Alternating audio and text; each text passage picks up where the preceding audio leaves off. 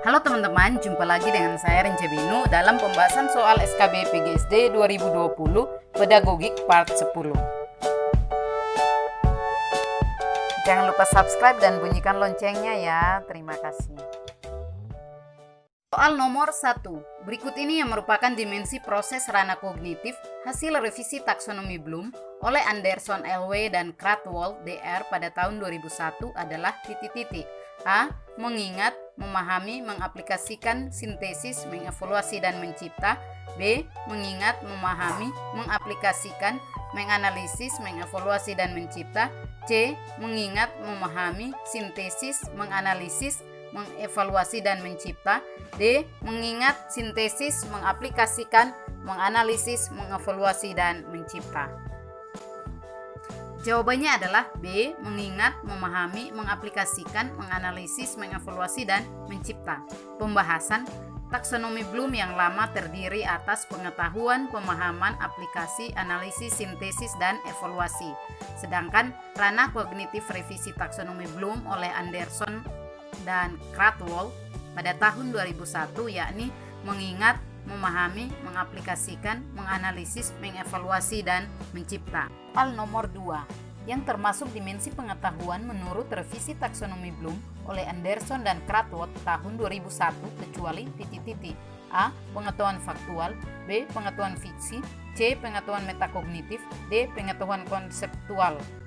Jawabannya adalah B. Pengetahuan fiksi. Pembahasan dimensi pengetahuan menurut revisi taksonomi Bloom oleh Anderson dan Krathwohl tahun 2001 yakni 1. Pengetahuan faktual, 2. Pengetahuan konseptual, 3. Pengetahuan prosedural, 4. Pengetahuan metakognitif. Soal nomor 3. Pengetahuan yang berkaitan tentang klasifikasi dan kategori, prinsip dan generalisasi, teori model dan struktur disebut A. Pengetahuan faktual, B. Pengetahuan prosedural, C. Pengetahuan metakognitif, D. Pengetahuan konseptual. Jawabannya adalah D. Pengetahuan konseptual. Pembahasan pengetahuan konseptual adalah pengetahuan yang berkaitan tentang klasifikasi dan kategori, prinsip dan generalisasi, teori model dan struktur. Soal nomor 4. Pengetahuan tentang keterampilan khusus yang berhubungan dengan suatu bidang tertentu dan pengetahuan algoritma, teknik dan metode serta pengetahuan tentang penggunaan suatu prosedur disebut A. Pengetahuan metakognitif, B. Pengetahuan prosedural, C. Pengetahuan faktual, D. Pengetahuan konseptual. Jawabannya adalah B. Pengetahuan prosedural. Pembahasan pengetahuan prosedural adalah pengetahuan tentang keterampilan khusus yang berhubungan dengan suatu bidang tertentu dan pengetahuan algoritma, teknik dan metode serta pengetahuan tentang penggunaan suatu prosedur. Soal nomor 5. Berikut ini yang merupakan kata kerja pada level C6 ranah kognitif kecuali A. Membuat, B. Mengutip, C. Membentuk, D. Menciptakan. Jawabannya adalah B. Mengutip. Pembahasan kata kerja pada level C6 ranah kognitif yakni membuat, membentuk, menciptakan, menganimasi, mengkategori, mengabstraksi, mengkode, menyusun, mengarang, merancang, merumuskan, memproduksi, merangkum, merekonstruksi, menggeneralisasi, dan sebagainya. Soal nomor 6. Kemampuan yang ada pada diri seseorang dalam menghadapi suatu tantangan atau masalah dan mencari penyelesaian dari permasalahan yang dihadapi disebut A. Adversity question, B. Intelligence question, C. Emotional question, D. Collaboration. Jawabannya adalah A. Adversity question. Pembahasan menurut Paul Stoll tahun 2000, adversity question adalah kemampuan yang ada pada diri seseorang dalam menghadapi suatu tantangan atau masalah dan mencari penyelesaian dari masalah yang dihadapi. Soal nomor 7. Terdapat 3 jenis tipe orang berdasarkan kemampuan adversity question kecuali A. Quitters, B. Campers, D. General, D. Climbers. Jawabannya adalah C. General. Pembahasan menurut Paul Stoll tahun 2000 terdapat 3 jenis tipe orang berdasarkan kemampuan adversity question yakni 1. Tipe quitters, 2. Tipe camper, 3. Tipe climber.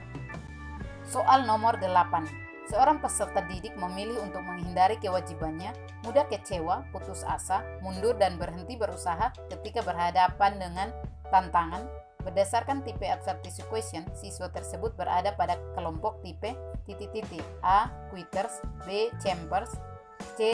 General, D. Climber. Jawabannya adalah A. Tipe Quitters. Pembahasan.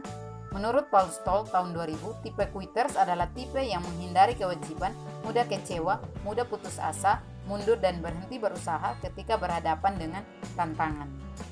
Soal nomor 9. Dalam pembelajaran matematika di kelas, Pak Beni menemukan bahwa seorang siswa dengan karakteristik memiliki motivasi yang tinggi dalam menyelesaikan permasalahan yang diberikan guru, suka mengerjakan soal-soal yang menantang pemikiran, dan tidak mudah kecewa ketika belum menemukan jawaban dari soal-soal latihan yang diberikan guru.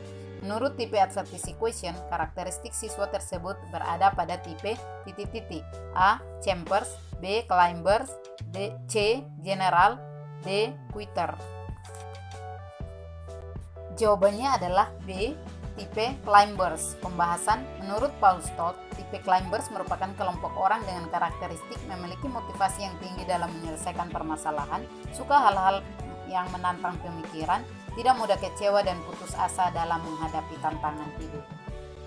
Soal nomor 10. Berikut ini yang merupakan indikator dalam berpikir kreatif menurut Silver tahun 1997 kecuali A. Kefasihan, B. Stagnan, C. Kebaruan, D. Fleksibilitas. Jawabannya adalah B. Stagnan. Pembahasan. Menurut Silver tahun 1997, indikator kemampuan berpikir kreatif adalah 1. Kefasihan, 2. Fleksibilitas, 3. Kebaruan atau novelty.